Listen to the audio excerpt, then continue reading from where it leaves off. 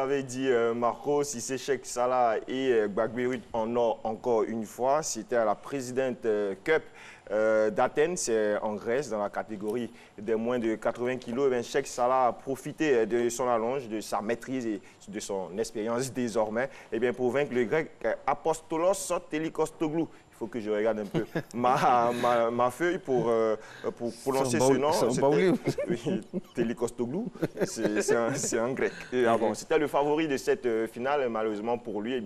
Devant ses spectateurs, le grec est tombé face à Sissi. Et Cheikh Salah, sa compatriote et meilleur ami, n'a pas fait moins chez les moins de 67 kilos dans la compétition féminine de la Presidents Cup. Ruth Gbagbe a fait chuter la Croate Matea Jelic en finale. Gage une médaille d'or, encore une fois, méritée. Il faut dire qu'ils se préparent pour les JO de 2020, c'est à Tokyo. Et ils sont sur la bonne voie pour remporter encore une fois des médailles à ces Jeux Olympiques. Ils sont vraiment sur la bonne voie et on profite de l'occasion pour les saluer. Ce sont des gens qui font honneur au drapeau orange, blanc, vert. Chaque fois qu'ils vont, minimum, c'est deuxième. Franchement. En tout cas, ils ont un podium. Ils ont un podium. Ils ont une médaille. Ils viennent toujours avec quelque chose. Et la preuve, c'est le nom de la Côte d'Ivoire, toujours, oui. qui en sort. Et ça nous fait plaisir. Ces jeunes-là sont à encourager. Il faut bâtir autour d'un pôle de développement du sport en particulier et de leur discipline, du sport en général et de leur discipline en particulier. Et il n'y a pas que ça, il y a également le rugby qui monte en puissance. Là, il y a le rugby qui monte en puissance, en tout cas au niveau de la Ligue ivoirienne de rugby. Alors, on connaît les deux finalistes du championnat. Il s'agit de TBO, Treichville, Biafra Olympique et de Rugby Club de Yopougon. Les deux formations ont décroché leur qualification le dimanche 22 avril dernier au stade du lycée classique de Cocody. Le TBO, sans forcer son talent, a battu Truc, c'est le TAR Rugby Club de Koumassi. Voilà, TAR Rugby Club de Koumassi, le Truc, sur le score de 34-15 dans la seconde demi-finale. Le duel entre Rugby Club de Yopougon et Abidjan Rugby Club a tourné à l'avantage des Verts de Yopougon à l'épreuve des tirs au but, puisqu'il y a eu 10 buts partout au terme du temps réglementaire. Et donc, au niveau des tirs au but, c'est Yopougon qui est venu à bout de l'équipe de... Bon, c'était deux équipes. L'équipe d'Abidjan Rugby Club. On vous écoute. Abidjan Rugby Club, oui. Abidjan Rugby Club. Yopougon, coaché par Sobrao Bakari. 3 tirs à 2. Et donc, Yopougon va affronter encore une fois TBO. Ils sont déjà affrontés à 4 reprises. Et c'est TBO qui l'a emporté à 3 reprises face à Yopougon. Donc, il faut que Yopougon se réveille. Il faut que la grande commune, la convivialité, celle que aime Marco, bien entendu, se réveille pour battre aujourd'hui, Treichville. Alors, on va parler maintenant handball. Handball, pas handball. Parce que c'est germanique comme base. Handball. La fédération reçoit plus d'une tonne d'équipements. Oui, la fédération ivoirienne de handball a reçu un don important de matériel sportif de la part de la délégation française du Pôle PACA. Pôle PACA, c'est Province Alpes-Côte d'Azur. Je reconnais Karaboué, l'ancien gardien de l'équipe nationale. L'équipe nationale de France, champion. Daouda Karaboué, c'est ça. Champion d'Europe, champion du monde, vainqueur de la médaille d'or au JO. C'est une véritable star en France. Alors, il a accompagné le Pôle PACA du 18 au 25 avril dernier à Abidjan pour participer, on va dire, à une séance d'échange et de collaboration avec la Fédération ivoirienne de handball.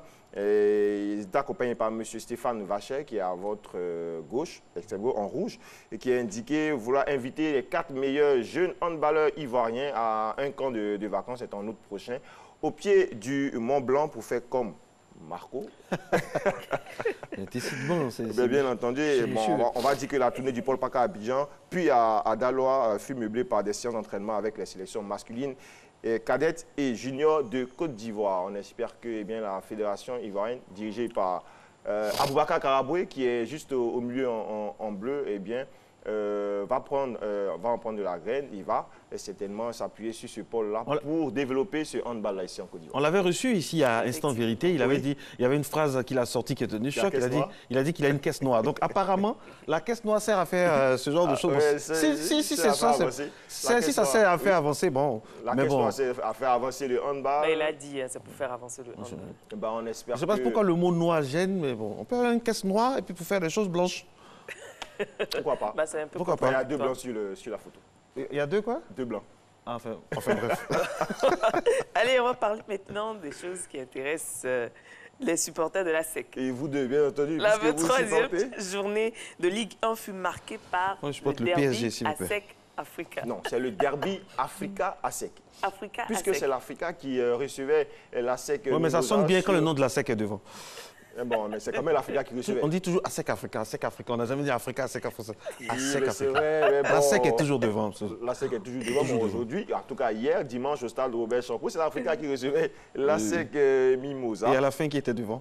Bon, comme depuis 2014, l'Africa n'a plus battu l'ASEC et ça n'a pas changé dimanche dernier lors de la 23e journée de Ligue 1, une rencontre à rebondissement, puisque l'ASEC a mené, après rejoint par l'Africa. L'Africa a mené au score, l'Africa s'est fait rejoindre et après, l'ASEC Mimosa, grâce à son attaquant Touré Ahmed, deuxième meilleur buteur de la Ligue 1, qui a 17 buts, il a réalisé un doublé, il a permis à l'ASEC Mimosa de s'imposer encore une fois face à l'Africa et de caracoler en tête de cette Ligue 1 qu'elle domine. L'ASEC est déjà championne de Côte d'Ivoire, on le savait depuis quelques journées déjà, même si l'ASEC avait perdu lors de la récente journée face au FC San Pedro 1-0. Mais ce qui n'a rien enlevé, à la joie des actionnaires nombreux au stade Robert Champoux pour soutenir leur poulain.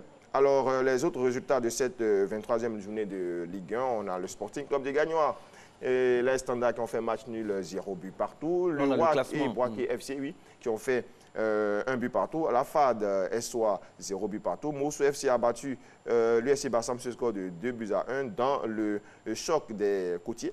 Et FC San Pedro a battu l'Azida Bengrou 2-1. La SEC est toujours leader de cette Ligue 1. Et puis fait marquant dans ce classement, puisque l'Africa descend du podium. L'Africa devient 4e après sa défaite. Et le FC San Pedro s'empare de la 3e place, synonyme de qualification pour la Coupe de la Confédération. Attention, attention à l'Africa. Il reste quelques journées, 3 journées pour se reprendre et pour arracher ce ticket qualificatif pour la Coupe d'Afrique. Des nouvelles de François Zawi? Oui, des nouvelles de François Zawi.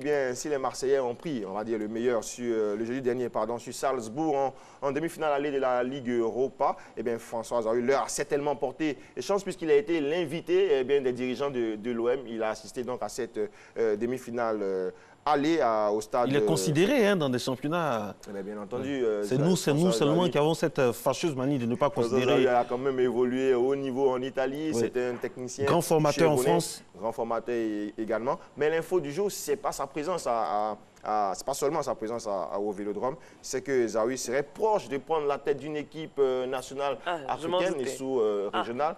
On l'annonce à la tête des écureuils du Bénin. Et donc, si jamais cette information est confirmée, il ne serait plus partant en tout cas, il ne serait plus sur les starting blocks pour prendre la tête des éléphants de Côte d'Ivoire. Il irait donc vers les écureuils du Bénin.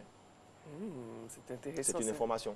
C'est une information. Apprendre avec des pincettes ou bien apprendre avec des raquettes? Mais nous avons des informations très presque sûres. Oui, c'est ça. On attend tellement su. Maintenant, quand on lui pose des questions sur la fédération, il ne veut jamais parler. Bon, enfin bref, on continue donc l'émission pour... voilà.